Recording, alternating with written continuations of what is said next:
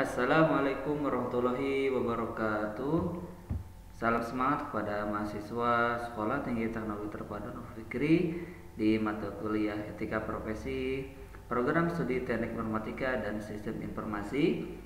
Sekarang kita memasuki pertemuan yang ke-11, yaitu dengan judul pembahasan Hak Atas Informasi 2. Pertemuan yang ke-11 ini merupakan lanjutan dari pertemuan yang ke-10, yaitu tentang hak atas informasi. Nah, di sini pengertian dari kontrak kerja teknologi informasi, di mana kontrak atau perjanjian adalah suatu peristiwa di mana seorang berjanji kepada orang lain atau di mana dua orang itu saling berjanji untuk melakukan atau melaksanakan suatu hal. Ini pengertian menurut Subekti pada tahun 1983. Kemudian juga di sini ada pengertian dan definisi kontrak. Definisi yang pertama, kontrak adalah suatu perjanjian antara dua orang atau lebih di mana menimbulkan sebuah kewajiban untuk melakukan atau tidak melakukan sesuatu secara sebagian. Definisi kontrak yang kedua yaitu suatu perbuatan dengan mana satu orang atau lebih mengikatkan dirinya terhadap orang lain atau lebih. Kemudian juga definisi kontrak yang ketiga yaitu sebuah perjanjian hukum antara dua pihak atau lebih yang bermaksud untuk membuat suatu hubungan resmi yang berlaku menurut hukum. Definisi kontrak yang keempat yaitu sebuah hubungan antara penjual dan pembeli yang ditentukan oleh sebuah persetujuan tentang hak dan kewajiban masing-masing. Dan definisi kontrak yang kelima yaitu perjanjian tertulis antara PA garis miring KPA garis miring PPK dengan penyedia barang atau jasa atau pelaksana swakelola. Nah, di sini ada unsur-unsur kontrak PBJ pemerintah ada 6. Yang pertama itu harus ada unsur kesepakatan. Yang kedua ada dasar hukum dan pertimbangan. Yang ketiga kapasitas mengadakan kontrak. Yang keempat objek yang sah. Yang kelima yaitu pelayanan kepada publik, dan yang keenam yaitu prinsip kehati-hatian. Jadi di sini ada 6 unsur kontrak PBJ di pemerintah. Nah, kontrak pengadaan barang atau jasa di pemerintah ini ada PA, kemudian juga ada /KPA, /PPK, kemudian juga ada penyedia, ada pelaksana sekolah, dan terjadinya yaitu kesepakatan. Nah, pihak terkait dalam kontrak PBJP ini yang pertama itu pengguna anggaran atau yang disebut dengan PA. Kemudian juga ada kuasa pengguna anggaran yang disingkat juga dengan KPA. Yang ketiga ada penjabat pembuat komitmen atau PPK. Terus juga yang keempat ada pokja pemilihan atau pejabat pengadaan. Yang kelima ada agen pengadaan. Yang keenam ada biro atau bagian hukum, dan tentunya yang ketujuh ada penyedia barang atau jasanya. Nah, dalam pengguna anggaran yang harus dilakukan itu melakukan tindakan yang mengakibatkan pengeluaran anggaran belanja. Terus juga yang kedua mengadakan perjanjian dengan pihak lain dalam batas anggaran belanja yang telah ditetapkan. Terus yang ketiga menetapkan perancangan pengadaan. Yang keempat menetapkan dan mengumumkan RUP. Yang kelima menetapkan PPK. Yang keenam menetapkan pejabat pengadaan. Yang ketujuh yaitu dapat melimpahkan kewenangan kepada KPA sesuai dengan ketentuan peraturan dalam perundang-undangan. Kemudian juga kuasa pengguna anggaran yaitu bertanggung jawab itu melaksanakan pendelegasian sesuai dengan perlimpahan dari PA. Kemudian juga menugaskan PPK untuk melaksanakan kewenangan yang terkait dengan A. Melakukan tindakan yang mengakibatkan pengeluaran anggaran belanja, dan atau B. Mengadakan perjanjian dengan pihak lain dalam batas anggaran belanja yang telah ditetapkan. Dan yang ketiga itu dalam hal tidak ada personal yang dapat ditunjuk sebagai PPK, KPA dapat merangkap sebagai PPK. Nah, kemudian juga pejabat pembuat komitmen bertanggung jawab untuk yang pertama itu menyusun perancangan pengadaan. Terus juga yang kedua menetapkan spesifikasi teknis dan kerangka acuan kerja atau disingkat dengan KAK. Yang ketiga, menetapkan rancangan kontrak. Terus juga yang keempat, menetapkan HPS. Nah, HPS ini adalah artinya itu harga perkiraan sendiri. Nah, di sini itu perhitungan biaya atas pekerjaan barang atau jasa sesuai dengan syarat-syarat yang ditentukan. Kemudian juga menetapkan besaran uang muka yang akan dibayarkan kepada penyedia. Terus juga mengusulkan perubahan jadwal kegiatan, menetapkan surat penunjukan penyedia barang atau jasa, mengendalikan kontrak, terus juga melaporkan kegiatan dan penyelesaian kegiatan kepada PA atau KPA, menyerahkan hasil pekerjaan pelaksanaan kegiatan kepada PA atau KPA dengan berita acara penyerahan. Kemudian juga menyimpan dan menjaga keutuhan seluruh dokumen pelaksanaan kegiatan. Selanjutnya, menilai kinerja penyedia, dan yang terakhir itu melaksanakan tugas perlimpahan kewenangan dari PA atau KPA yang meliputi terdiri dua, yaitu melakukan tindakan yang mengakibatkan pengeluaran anggaran belanja dan mengadakan dan menetapkan perjanjian dengan pihak lain dalam batas anggaran belanja yang telah ditetapkan. Nah, Pokja pemilihan atau pejabat pengadaan ini bertanggung jawab atau bertugas yaitu melaksanakan persiapan dan pelaksanaan pemilihan penyedia, kemudian juga menetapkan pemenang atau penyedia. Nah, untuk agen pengadaan dia harus bertugas atau bertanggung jawab itu mutadis dengan tugas Pokja pemilihan dan atau PPK. Kemudian bagian hukum atau bironya bertanggung jawab atau bertugas yaitu membantu melakukan penelaahan dan perancangan kontrak pengadaan. Dan yang kedua itu pelayanan pemberian pertimbangan dan pendapat hukum dalam menghadapi permasalahan hukum terkait pengadaan barang atau jasa. Untuk penyedia barang atau jasa, dia bertanggung jawab atas yang pertama pelaksanaan kontrak, yang kedua kualitas barang atau jasa, yang ketiga ketepatan perhitungan jumlah atau volumenya, yang keempat ketepatan waktu penyerahan, dan yang kelima ketepatan dalam tempat penyerahannya. Nah, di sini ada proses manajemen. Yang pertama ada procurement planning, kemudian juga society planning, solicitation, kemudian short solicitation, yang kelima kontrak administration, dan yang keenam kontrak close out or termination. Nah, di masing-masing bagian ini ada bagian input, tools dan teknis, dan outputnya. Nah, di sini sekilas tentang proses pengadaan barang atau jasa. Nah, di sini ada PPK sebagai penyusun, kemudian juga P atau KP menetapkan. Terus juga di sini dalam perencanaan pengadaan itu ada identifikasi kebutuhan, penetapan barang atau jasa. Nah, cara pengadaan itu bagaimana membuat jadwal dan anggaran PBJ. Kemudian juga ada PPK atau PA atau KP itu di sini proses menetapkan. Nah, selanjutnya ada pengumuman tender atau seleksi, atau ada pokja pemilihan, ada PPK, ada pejabat pengadaan, juga ada pelaku usaha.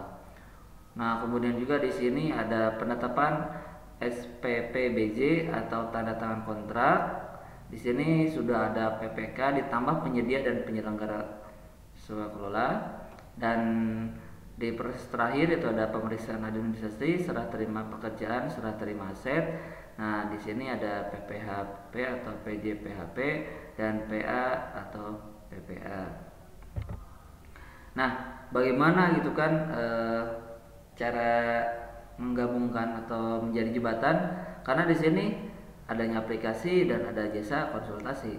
Nah, kalau aplikasi itu suatu subkelas perangkat lunak komputer yang memanfaatkan kemampuan komputer untuk melakukan tugas yang diinginkan pengguna.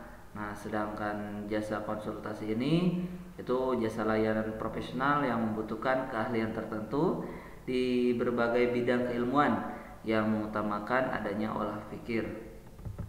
Nah, di sini ada jenis kontrak pengadaan jasa konsultasi, ada kontrak lump sum yang artinya yaitu kontrak dengan ruang lingkup pekerjaan dan jumlah harga yang pasti dan tetap dalam batas waktu tertentu.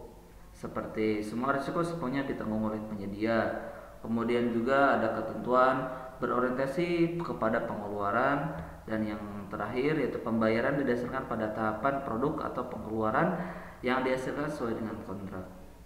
Nah, kemudian juga di sini ada kontrak berdasarkan waktu penugasan. Ini kontrak jasa konsultasi ini untuk pekerjaan yang ruang lingkupnya belum bisa didefinisikan dengan rinci atau waktu yang dibutuhkan untuk menyelesaikan pekerjaan yang belum bisa juga dipastikan. Kemudian juga ada kontrak payung. Nah, kalau kontrak payung di sini yaitu berupa kontrak harga satuan dalam periode waktu tertentu untuk jasa yang belum dapat ditentukan volumenya atau waktu pelaksanaannya pada saat kontrak itu ditandatangani. Nah, di sini salah satu contoh bentuk kontrak jasa konsultasi ada SPK, kemudian juga yaitu ada surat perjanjian kerjasama, contohnya nilainya itu sampai dengan 100 juta. Kalau surat perjanjian yaitu nilainya lebih besar dari 100 juta. Nah, di bawah ini ada contoh surat pesanan untuk pembelian online. Nah, kemudian juga ada anatomi dan hierarki kontrak. Nah, di sini isinya yaitu ada adendum surat perjanjian, ada pokok perjanjian, ada surat penawaran, kemudian juga ada daftar kuantitas dan harga, terus juga ada syarat-syarat khusus kontrak, ada syarat-syarat umum kontrak, ada KAK, kemudian juga gambar-gambar dan dokumen lainnya seperti jaminan SPPBJ yaitu surat penunjukan penyedia atau jasa, kemudian ada BAHP yaitu berita acara hasil pelelangan, dan BAPP yaitu berita acara pemberian penjelasan. Nah, di sini tentang anatomi dan hierarki kontrak. Nah, selanjutnya ada perancangan dan persiapan pengadaan. Nah, dari HPS ini atau harga perkiraan sendiri itu ada meluang pada spesifikasi dan kontrak. Ini saling berkaitan dalam perencanaan dan persiapannya. Nah, di sini ada penyusunan spesifik teknis atau KK. Nah, di sini ada teknis, kemudian juga contoh atau stempel, komposisi, merek, standar industri dan fungsi atau kinerjanya. Kalau untuk teknis di sini ada karakteristik fisik, kemudian juga ada detail desain dan gambar, kemudian juga ada toleransi, ada material yang digunakan, metode atau produksi atau pelaksanaan, persyaratan pemeliharaan dan persyaratan operasi.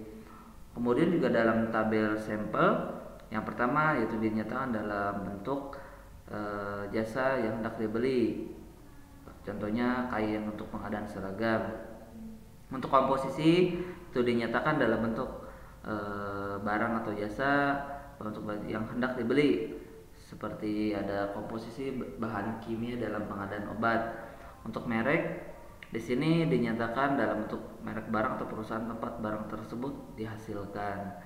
Kemudian juga untuk standar industri itu dinyatakan dalam bentuk kode atau standar yang telah disepakati bersama dalam dunia industri. Contohnya kalau di Indonesia itu SNI, Standar Nasional Indonesia.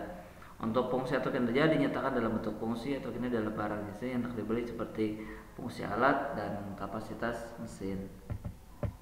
Nah, di sini ada penyusunan dan penetapan HPS, yaitu harga perkiraan sendiri.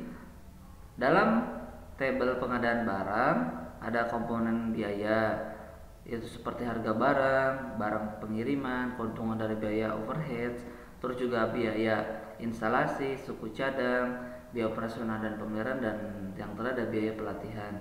Dalam tabel pengadaan pekerjaan konstruksi, kemudian juga di sini ada berdasarkan hasil perhitungan biaya harga satuan yang dilakukan oleh konsultan perencanaan, seorang engineer estimate gitu kan.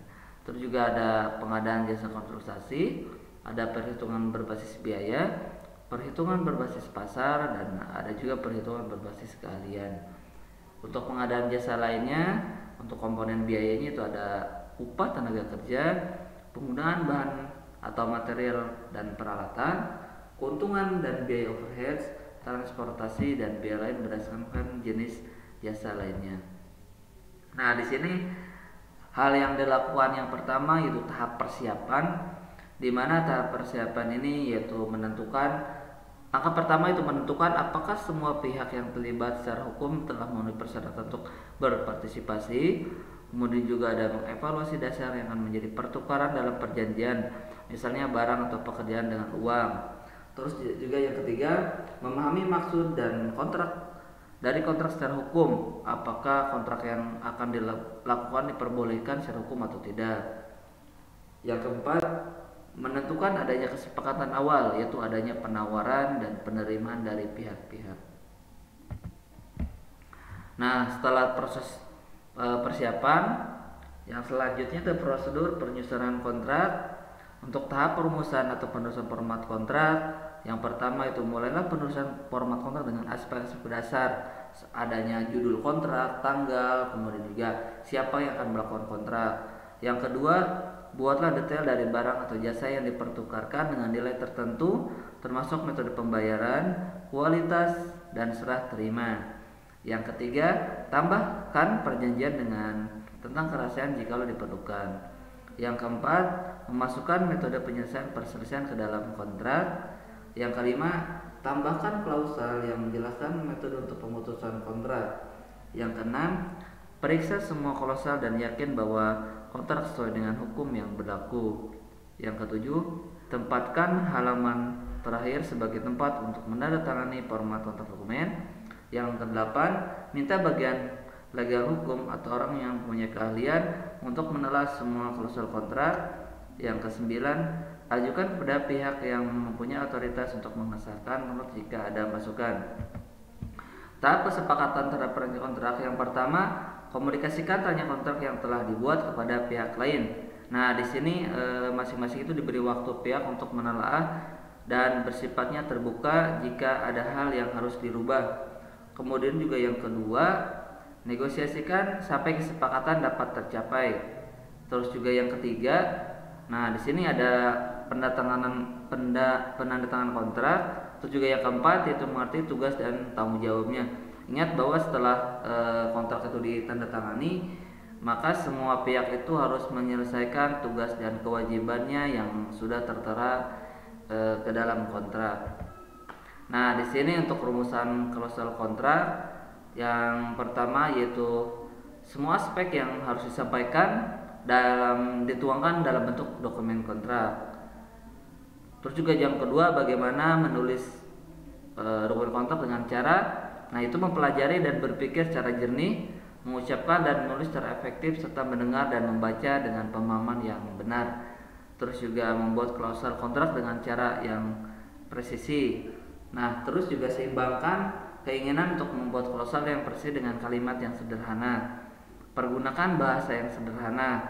Terus juga hindari penggunaan bahasa yang tidak resmi. Gunakan kalimat dengan jumlah kata kurang dari 30. Terus juga perhatikan subjek dan predikat dalam setiap kalimat. Pergunakan kalimat aktif dan memahami desain kontrak secara menyeluruh sebelum mulai membuat rancangan kontrak. Kemudian juga urutkan secara logis dengan menerapkan kronologis setiap kejadian. Tempatkan kata penghubung yang tepat. Terus juga jangan menebak atau menduga-duga. Buat kalimat dengan yang baik dengan esensi yang ingin disampaikan. Gunakan kata yang pendek dan langsung pada esensinya. Kurangi adanya pengulangan kata. Kurangi penggunaan kata yang tidak perlu. Terus juga berhati-hati dalam penggunaan kata-kata perintah. Hindari penggunaan dan atau. Lakukan penyebutan kalimat dengan melihat kata dasar. Kurangi penggunaan kata keterangan dan kata sifat dengan menggunakan kata benda yang lebih presisi. Terus juga yang terakhir itu hindari kata-kata yang mempunyai arti yang ganda. Terus juga susun kata-kata dengan teliti dan gunakan kata-kata yang mudah dimengerti. Terus juga gunakan nama resmi yang benar untuk pihak-pihak kontrak. Terus juga tulis angka dan juga nomor dalam kurung seperti 100, berarti buka kurung angka 100 tutup kurung untuk mengurangi kemungkinan kesalahan. Terus juga penulisan dokumen kontrak bukanlah pekerjaan seni menulis, oleh karena itu sebaiknya jelas, langsung dan presisi, bukan sesuatu yang merefleksikan, memprovokasi dan atau menghibur. Terus yang selanjutnya, buatlah kontrak yang mudah dimengerti seolah-olah siapapun akan mudah memahami. memahaminya. Definisikan kontrak-kontrak yang paling penting ketika pertama kali memakainya. Nah, apa sih yang harus kita perhatikan dalam menyusun rancangan kontrak? Nah, yang pertama, klausal pembayaran dalam kontrak itu ada uang muka, pembayaran, dan penyesuaian. Terus juga klausal keadaan dalam rancangan kontrak. Nah, keadaan KAR adalah suatu keadaan yang terjadi di luar kehendak para pihak kontrak dan tidak diperkirakan sebelumnya, sehingga kewajiban kontrak yang ditentukan dalam kontrak menjadi tidak dapat dipenuhi. Nah, dalam hal ini kejadian KAR, pelaksanaan kontrak dapat dihentikan atau dilanjut dengan melakukan perubahan kontrak. Kemudian untuk perpanjangan waktu dalam penyelesaian kontrak disebabkan keadaan KAR dapat melewati tahun anggaran. Terus tindak lanjut setelah terjadi keadaan KAR diatur dalam kontrak. Nah, gimana klausal kerahasiaan, hak milik, terus juga troubleshooting dan alih pengetahuan. Untuk kerahasiaan atau proses output dan dokumentasi, kemudian juga dokumentasi dan seluruh hasil pekerjaan menjadi milik PPK. Kewajiban penyedia untuk melakukan pemeliharaan atau perbaikan dalam kurun waktu tertentu. Kemudian juga kewajiban penyedia untuk melakukan alih pengetahuan. Nah, tindakan penyedia yang dapat dikenakan sanksi jika tindakannya tidak melaksanakan kontrak atau tidak menyelesaikan pekerjaan. Sanksinya yaitu pencairan jaminan dan sanksi daftar hitam selama 1 tahun. Terus juga jika menyerahkan jaminan yang tidak dapat dicairkan, ya sanksinya yaitu ganti rugi sebesar nilai kerugian yang sudah ditimbulkan. Kemudian juga tindak penyedia terus melakukan kesalahan dalam perhitungan volume hasil pemeriksaan hasil audit. Sanksinya ganti kerugian sebesar nilai kerugian yang telah ditimbulkan. Menyerahkan, kalau tindakan menyerahkan barang atau jasa dengan kualitas yang tidak sesuai dengan kontrak hasil audit, sanksinya juga yaitu berupa ganti kerugian sebesar nilai kerugian yang telah ditimbulkan. Terus juga kalau tindakan terlambat menyelesaikan pekerjaan sesuai kontrak, sanksinya yang didapatkan itu keterlambatan sebesar 1/1000 per hari dalam nilai kontrak atau bagian kontrak. Nah, kemudian jika lalai dalam melakukan perbuatan yang sudah menjadi kewajibannya, yaitu sanksinya itu mendapatkan sanksi administratif oleh pejabat pembina kepegawaian atau pejabat yang berwenang sesuai dengan ketentuan peraturan dalam perundang-undangan. Nah, kontrak dinyatakan kritis apabila periode pertama yaitu rencana fisik pelaksanaan 0 sampai 70% dari kontrak, yaitu realisasi fisik pelaksanaan terlambat lebih besar 10% dari rencana. Kemudian juga ada periode kedua yaitu rencana fisik pelaksanaan 70% sampai 100% dari kontrak. Realisasi fisik pelaksanaan terlambat sebesar lebih besar itu 5% dari rencana. Kemudian juga rencana fisik pelaksanaan 70% sampai 100% dari kontrak. Realisasi fisik pelaksanaan terlambat kurang dari 5% dari rencana dan akan melampaui tahun anggaran belanjaan.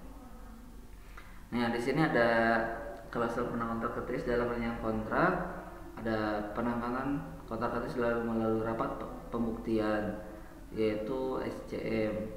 Terus juga pada saat kontrak dinyatakan kritis, direksi pekerjaan menertibkan surat peringatan kepada penyedia dan selanjutnya menyalakan SCM, yaitu ada SCM 1 dan ada SCM 2, SCM 3. Nah, setelah itu kita ada pemutusan kontrak dalam rancangan kontrak. Yang pertama yaitu penyedia terbukti melakukan KKN atau kecurangan. Terus juga ada pengaduan terhadap penyimpangan prosedur. Ada yang ketiga penyedia berada dalam keadaan valid. Yang keempat penyedia terbukti kenakan sanksi daftar hitam. Terus juga yang kelima penyedia gagal memperbaiki kerja setelah mendapatkan surat peringatan sebanyak 3 kali. Terus juga penyedia lalai atau cedera janji dalam melaksanakan kewajibannya. Terus juga tidak memperbaiki dalam waktu yang sudah diberikan. Yang ketujuh, berdasarkan penelitian pejabat penandatangan kontrak, penyedia tidak mampu menyelesaikan keseluruhan pekerjaan dalam waktu kesempatan dengan sampai 50 hari kalender sejak masa berakhirnya pelaksanaan pekerjaan untuk menyelesaikan pekerjaannya. Kemudian juga setelah diberi kesempatan 50 hari, eh, penyedia barang jasa tidak dapat menyelesaikan pekerjaan atau penyedia ini memberhentikan pekerjaan selama waktu yang telah ditentukan dalam kontrak dan pemberhentian tidak tercantum dalam program mutu serta tanpa persetujuan pengawas pekerjaan. Nah, dalam proses penyelesaian dalam rancangan kontrak itu ya penyelesaian itu melalui tahap peradilan dan juga alternatif penyelesaian perselisihan, kemudian juga proses kelayanan penyelesaian sengketa dan arbitrasi. Nah, itulah teman-teman pertemuan kita yang ke-11, yaitu membahas tentang hak atas informasi 2, yaitu bidang informasi dalam bidang jasa. Semoga bermanfaat. Terima kasih atas waktu dan kesempatannya. Wassalamualaikum warahmatullahi wabarakatuh.